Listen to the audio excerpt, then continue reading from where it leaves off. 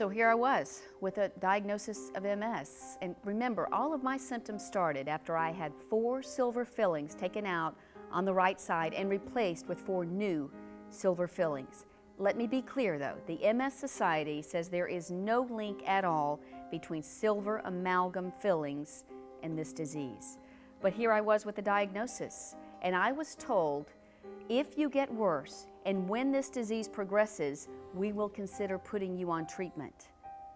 For me, the only decision was to make myself the lab rat and try something different. You need to get that out of your mouth, darling. There I was, having 8 silver amalgam fillings, each containing 50% mercury, taken out.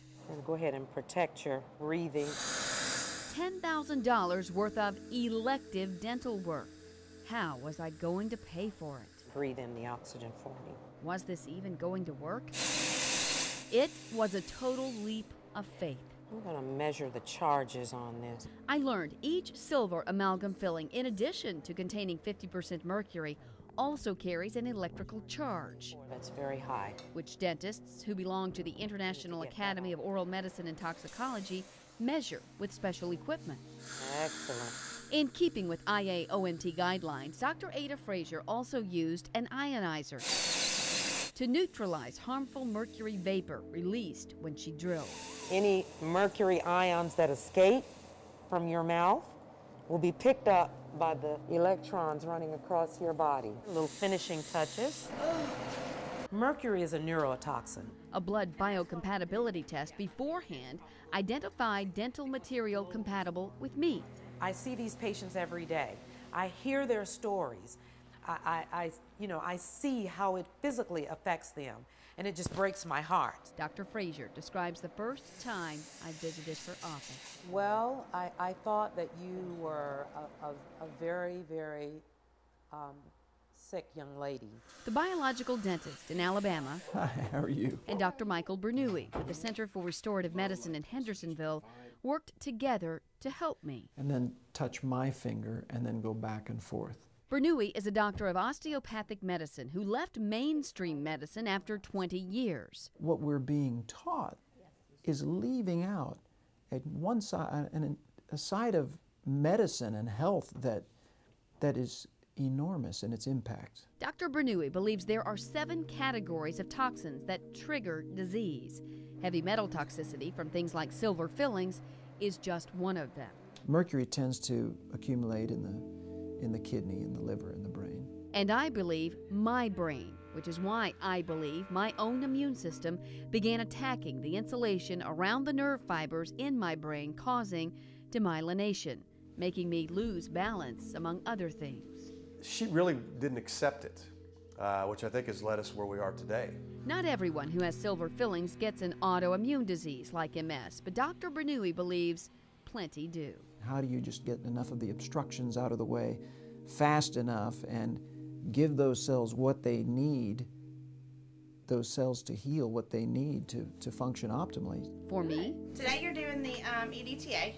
It's going to be your 5th. It started with what's known as chelation, an intravenous treatment. I love these warm blankets. With 2 chelating agents. It's like putting these magnets into your system, because remember I said they're stored in the tissue, and so it pulls them out of the tissue so you can then excrete them. How do we know it's working? Periodic tests measure the heavy metal I excrete. So far, my tests show an elevated level. There's no way that she would be doing as good as she is today had she not taken this other road. I've spent a couple of years off and on chelating with kids in tow more often than not. I know your kids. I know we've established a relationship. So because of that, it's very rewarding. Rewarding because I keep getting better. Whoa! Today, my symptoms are all but gone. I take a myriad of vitamins, minerals, and supplements to continue the detoxification process and promote healing at the cellular level, most not approved by the FDA. I want people to know there's hope. And I do too, which is why I'm sharing what has been a personal crisis for me and my family. I'm a different person, I can tell you, than I was 3 years ago when all of this started. And once again, the MRI doesn't lie.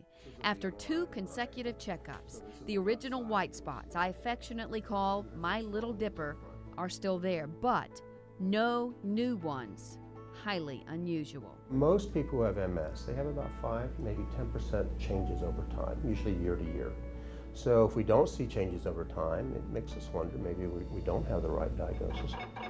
This is my 3rd annual MRI, taken in May. And I'll see you, what, next month? My doctor will go over it at our appointment in June. If I have 5 consecutive MRIs with no new damage, I could essentially be undiagnosed. Okay, is it my turn? It's a miracle I believe in for me Still not winning. and for my family. We had people come into our lives that we had no idea would lead us down the road where she ended up going. But that's where they were, and we feel they were there because of the power of prayer and just asking God to lead us where we need to go to do the best we can to fight this. That's been going on in her, and I pray that you just affirm that for her. Just give her encouragement along the way, that there wouldn't be any problem as she adds this new supplement. And I pray that you'd also just provide whatever she needs. Bless